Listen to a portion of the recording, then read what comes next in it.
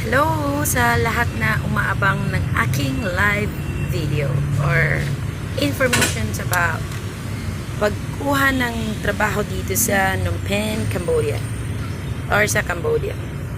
Alright, going back, I was telling you guys last night na sasagutin natin yung mga katanungan.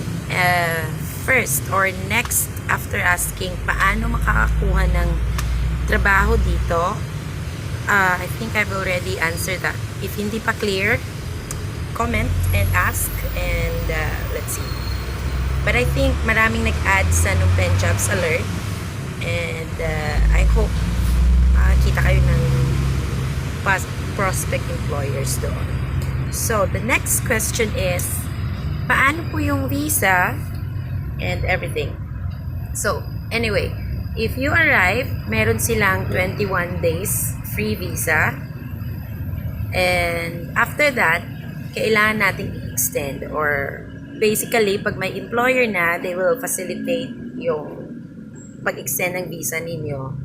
Some companies would let you pay, some they have to provide it, depende. But let's just say for example na hindi pa sasagutin ng kumpanya yung visa nyo kasi baguhan pa lang kayo, which is ganun lagi yung mostly, basically, ganun yung nangyayari. So, you have to prepare.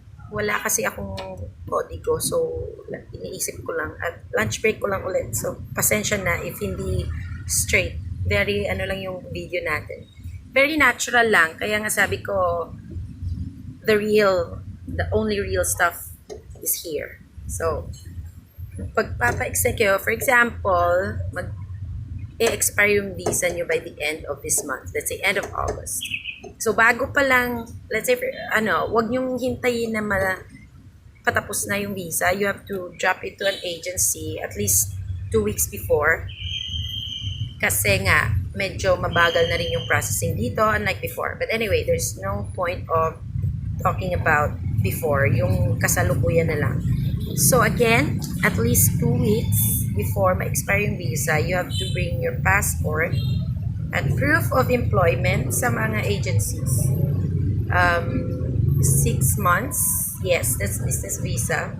3 months as well available din, pero I advise you to get 6 months visa, which is multiple entry. So, pwede kayong pumunta ng Vietnam, ng Thailand, if you have a 6 months business visa. Kasi pag 3 months lang, and if so happen, after a month, gusto nyo magbakasyon dahil malaki na yung sahod, then, magiging invalid yung pagbalik nyo. You have to extend again kahit hindi pa lapse yung visa kasi hindi na siya valid.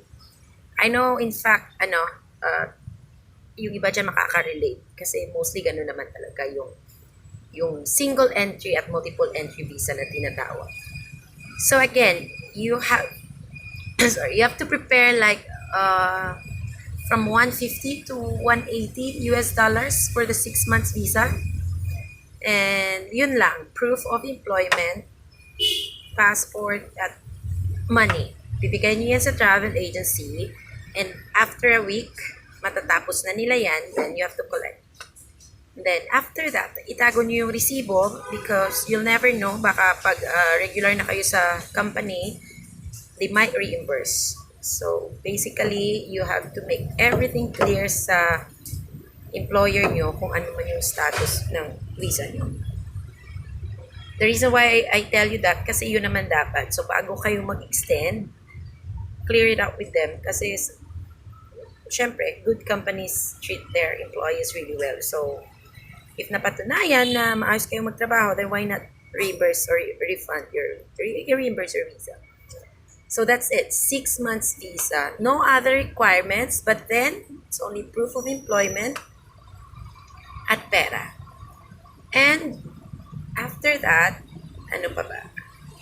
Visa.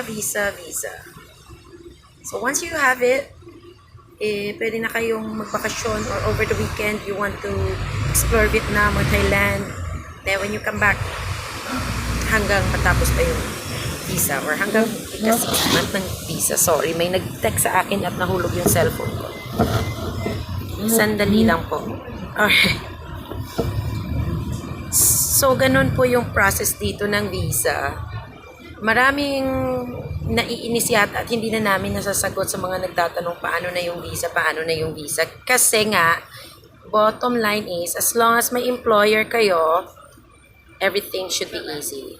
So, balik tayo sa job hunting, find a good employer, and yeah, again, one step at a time. For now, sinagot ko lang muna yung visa status and everything. And I think that's something na. It can help you na. It gives you an idea na kung paano dito. Everything is easy. You get a job. Mabilis magbakasyon, mabilis magpunta ng restaurant, cafes. It's easy. Just get a good job and I wish everyone good luck. Babalik na ako sa trabaho ko. Bye!